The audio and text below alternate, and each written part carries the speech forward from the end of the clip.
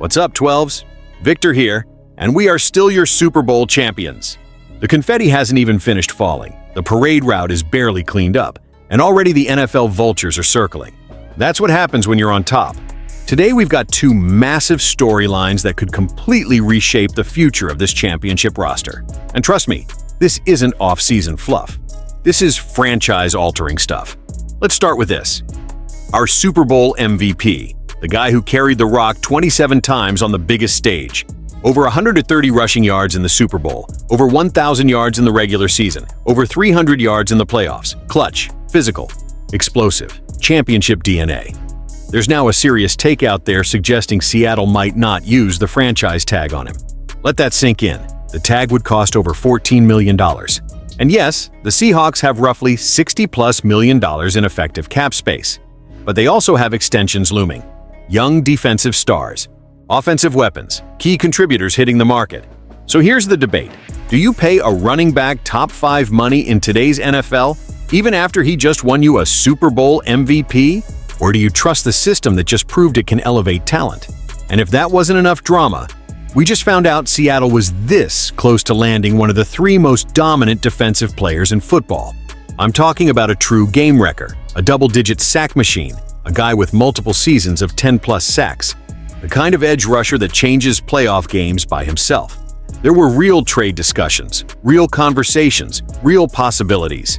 Imagine adding that to a defense that already finished top 10 in sacks per game at 2.7, and did it without a single player recording more than 7 sacks individually. That tells you the scheme is elite. Now imagine giving that scheme a superstar closer. Would we be talking about one Super Bowl, or the beginning of something historic? But here's the twist. The move we didn't make might have set up the future in an even bigger way. Draft capital, defensive rookie of the year candidates, quarterback succession planning. Sometimes the best move is the one you don't make. So today we're breaking it all down. Should Seattle tag the Super Bowl MVP or let him test the market? Did the Seahawks dodge a massive cap gamble? And were we one signature away from building an all-time defense? Before we dive into the full breakdown, smash that like button if you're still celebrating this championship. Subscribe to Seahawks Nation Update if you're a real 12 and you believe this team is just getting started. Because winning one title is special. Building a dynasty? That's legendary. Let's talk about it. Seahawks Nation, we just won the Super Bowl. The parade is happening. The city is celebrating. But while we're still living in that championship glow, there's already a stunning take about Kenneth Walker III that could change everything. According to CBS Sports, the Seahawks might not use the franchise tag on our Super Bowl MVP. Yeah, let that sink in. Now let's talk about this, because this is serious. Kenneth Walker III, Super Bowl MVP, and possibly leaving? Let's start with the facts. Kenneth Walker III in 2025, regular season, 2021 carries 1,027 rushing yards, 5 touchdowns, 17 games playoffs, 65 carries, 313 rushing yards, 4 touchdowns, 3 games, and in Super Bowl LX, 27 carries, 135 rushing yards, 2 catches for 26 yards, Super Bowl MVP. That's not just production, that's championship-level dominance. He just finished his 4-year, $4 million rookie deal. He's 25 years old. He's in his prime. And now the big question, do the Seahawks franchise tag him? The franchise tag debate CBS Sports' John Breach says Seattle probably won't tag him. Why? Because the franchise tag for a running back is expected to be over $14 million. And let's be honest, the Seahawks front office has always been practical with money. Are they really going to make Kenneth Walker one of the top 5 highest-paid running backs in the NFL? That's the debate. Seattle's cap situation is complicated. Yes, Seattle has cap space. But here's what people forget. They also have Kobe Bryant to think about, Rashid Shaheed hitting free agency, Rick Woolen extension-eligible stars like Devin Witherspoon, Jackson Smith-Njigba coming up soon. And don't forget, Zach Charbonnet's injury situation adds uncertainty to the backfield. This team has decisions to make. Big ones, running back by committee. Is that the real reason? Breach also mentioned something important. Seattle loves a running back committee. That's true historically. But here's my take as a fan. Committees are great until you have a Super Bowl MVP. Walker isn't just a back. He's proven he can carry a championship offense when it matters most. You don't tag average players, you tag cornerstone players. And Walker just proved he's that. Another problem, Rashid Shaheed rumors. And it doesn't stop there. Rashid Shaheed is also being linked to the Buffalo Bills. NFL analyst Ryan Wilson said Shaheed would be a perfect WR2 or WR3 for Buffalo, pairing him with Keon Coleman and giving Josh Allen a legit deep threat. Shaheed, elite speed, vertical route winner, special teams impact stretches defenses instantly. We saw how he opened up this offense after arriving mid-season. So now we're talking about potentially losing our Super Bowl MVP and one of our most explosive offensive weapons.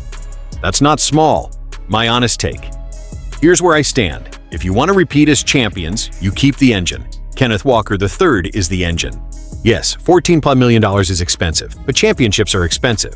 If you let him walk and try to replace that production in the draft or with a cheaper committee approach, that's a gamble. And when you're defending a Super Bowl title, you don't gamble unnecessarily. You secure your stars. Seahawks Nation, I want your opinion. So now I'm asking you, would you pay Kenneth Walker over $14 million per year? Or would you trust the front office to spread that money around? And if you had to choose, keep Walker or keep Shaheed?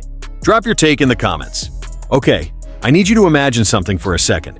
Picture this defense. Picture Mike Macdonald's system. Now add Maxx Crosby. Yeah. According to reports, the Seahawks made a serious attempt to trade for one of the best pass rushers in football, and it would have changed everything. Before we break this down, if you're a real Seahawks fan, if you're still celebrating this Super Bowl run and proud of this team, smash that like button right now. And subscribe to Seahawks Nation Update. But only if you're a true Seahawks fan who's happy we're champions and ready for what's next. Because this story, it's wild. The report: Seahawks tried to land Maxx Crosby.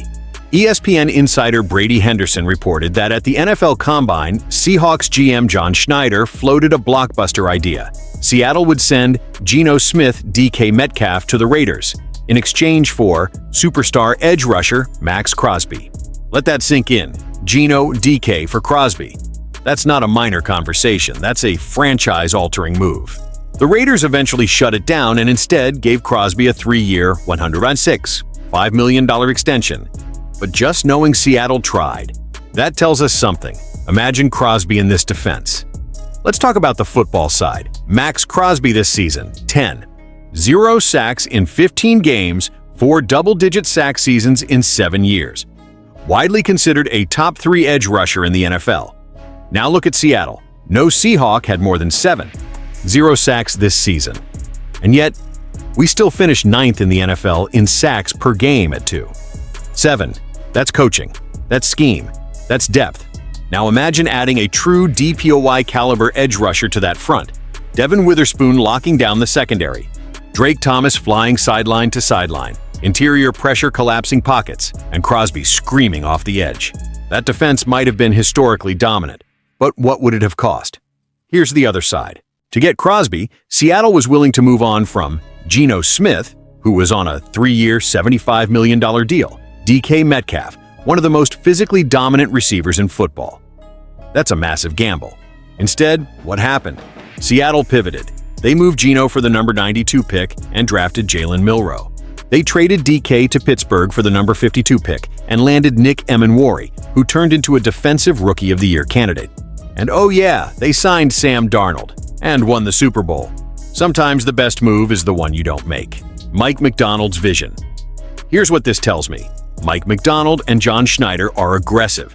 They weren't satisfied with good. They were trying to build something terrifying. Even without Crosby, this defense became championship level. They shut down elite offenses, finished top 10 in sacks per game, and dominated when it mattered most. But the fact they even explored this? That shows a front office that's thinking big. Did Seattle actually win this situation? Let's be honest. If Crosby had come here, we would have lost DK and likely changed the entire offensive identity. Instead, we drafted a potential franchise QB in Milroe. We landed a defensive building block in Emenwari. We won a Super Bowl. And we kept cap flexibility long term. Would Crosby have made us scarier? Probably. But did Seattle come out worse? Not even close. Seahawks Nation, what do you think? So now I've got to ask you, would you have made that trade? DK and Geno for Maxx Crosby? Or do you think the way things played out was actually better for Seattle long term? Drop your opinion in the comments. Hit that like button if you're proud of this championship defense. And subscribe to Seahawks Nation Update, but only if you're a real Seahawks fan who's happy with how this era is unfolding. Because one thing is clear, Mike Macdonald's defense was already scary, but it almost became legendary. Go Hawks!